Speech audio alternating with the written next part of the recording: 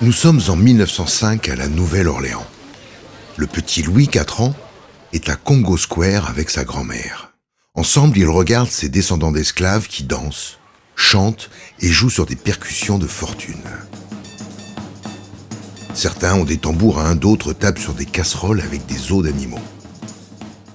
Cela fait 40 ans maintenant, depuis l'abolition de l'esclavage en 1865, que les Noirs ont le droit de jouer des percussions.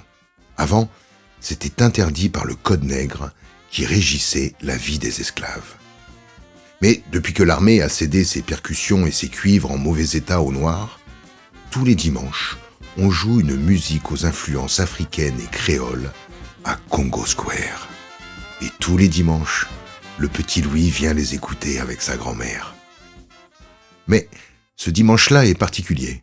Louis se rend à l'église avec sa grand-mère pour la cérémonie d'une de ses amies morte dans la semaine. Un peu plus tard, le cercueil est en tête du cortège. Suivent la famille, puis les amis dont font partie Louis et sa grand-mère. Derrière eux suivent les connaissances, les gens du quartier de la défunte. Soudain, Louis entend de la musique.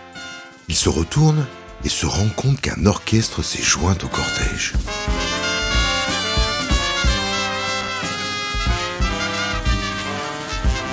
Qu'est-ce que c'est, mamie ? C'est un brass band, un orchestre qui joue des parades funéraires. Louis est fasciné. Il voit des hommes avec des trompettes, d'autres avec des caisses claires, certains avec des trombones, des tubas. Il joue une musique entraînante aux accents créoles, cubains, antillais, et donne du baume au cœur de la foule sous cette chaleur moite et étouffante.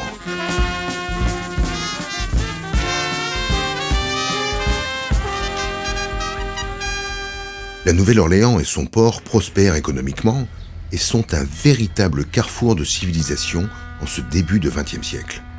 Américaine, bien sûr, mais aussi africaine, française, espagnole, créole, antillaise et cubaine. Et oui, tous les jours, 2 bateaux font des allers-retours entre Cuba et la Nouvelle-Orléans. À 11 ans, Louis décide de quitter l'école. Il forme un quatuor et chante dans les rues de Storyville, le quartier de la Nouvelle-Orléans où la prostitution est autorisée, comme dans les ports européens d'Hambourg et d'Amsterdam. Louis va dans les maisons closes, non pas pour les filles, il est encore un peu jeune, mais pour écouter les musiciens qui y jouent. Certes, il y en a aussi dans le French Quarter, mais les bordels attirent les meilleurs musiciens de la ville parce qu'ils paient mieux.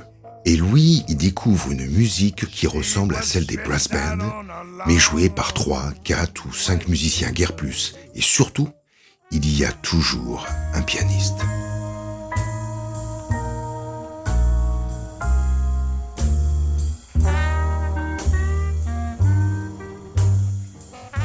On les appelle les jazz bands, J-A-S-B-A-N-D, de Jasm, J-A-S-M, ce mot d'argot qui signifie peps, énergie.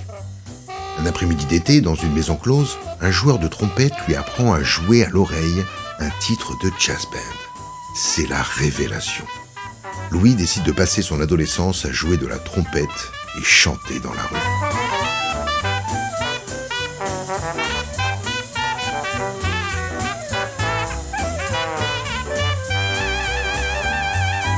Louis a 20 ans, sait lire une partition et perfectionne son jeu à la trompette en jouant dans le Tuxedo Brass Band et sur des ferries.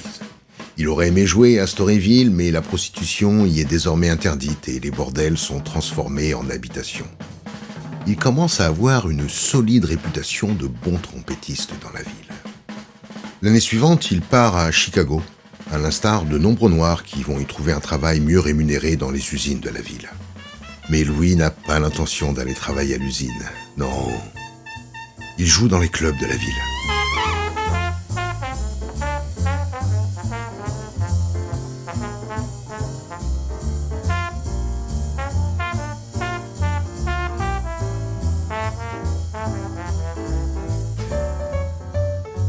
L'année d'après, il enregistre son premier album au sein d'un orchestre.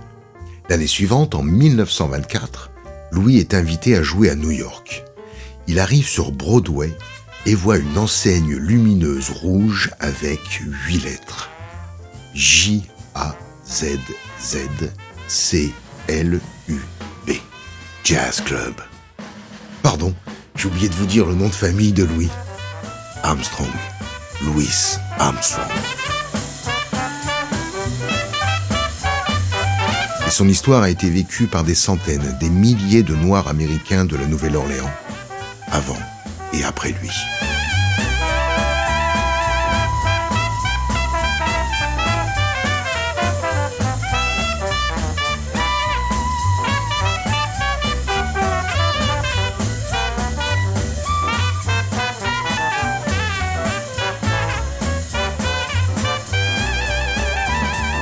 C'est ainsi que ce qu'on appelle désormais le jazz s'est répandu dans tout le pays. C'est cette rencontre entre la communauté afro-américaine et des instruments européens dans cette ville cosmopolite.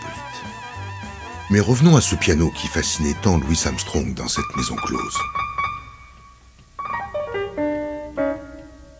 Le piano est un instrument central dans le jazz, mais surtout, le jeu du pianiste de jazz est unique. Il y a ce dicton populaire, si le jazz est un jeu, Duke est le plus grand joueur du siècle. Duke, c'est Duke Ellington, le Duke.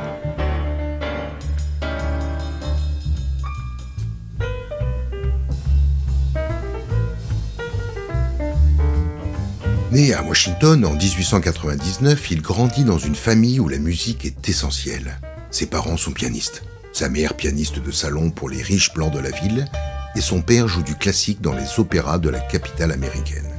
Dès 7 ans, il apprend le piano et les bonnes manières. Toujours élégant, il fait ses gammes sur son bureau quand il est en classe. Ses camarades le voient comme un jeune noble et le surnomment Duke, Duc en français. Dès 14 ans, il fréquente assidûment une salle de billard de la ville où se produisent de nombreux pianistes qui jouent cette musique qui vient, dit-on, de la Nouvelle-Orléans.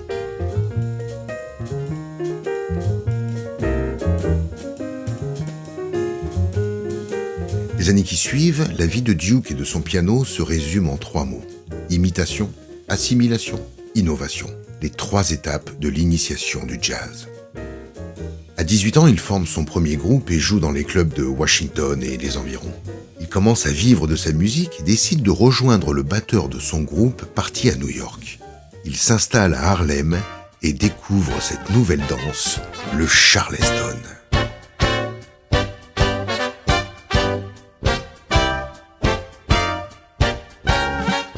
Il vit au sein de cette communauté de Noirs américains qui a ses clubs, ses théâtres et sa musique tant appréciée des blancs de la ville. Il découvre aussi la concurrence avec de nombreux musiciens qui, comme lui, sont venus dans la grosse pomme avec des rêves plein la tête. Il travaille son piano sans cesse, court après les cachets, mais rien n'y fait. Personne ne le remarque et peu le paye pour qu'il joue. Au bout de quelques mois, découragé, il décide de rentrer à Washington.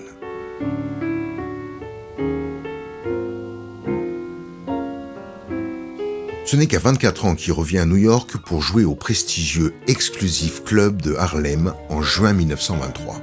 Il est repéré et en septembre signe un contrat de 4 ans pour se produire au Club Hollywood qui, comme chacun sait, est à New York, sur Broadway.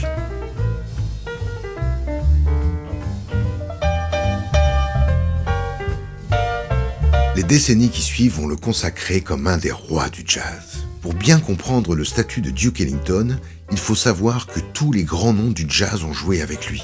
Dans les big bands qu'il dirigeait, dans les clubs dont il avait la direction artistique.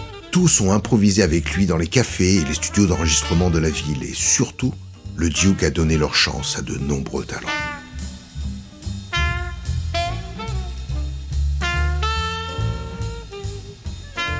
En 1935, Rhapsody in Negro Life, un morceau qu'il a écrit et composé, est la bande originale d'un court-métrage intitulé Symphony in Black. Sur ce titre, on entend chanter une jeune femme, Billie Holiday. Le film recevra un Oscar.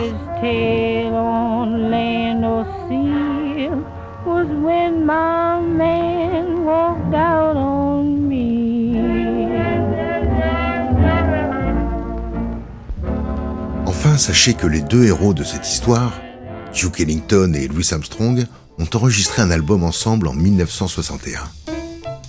Il s'appelle La Grande Réunion.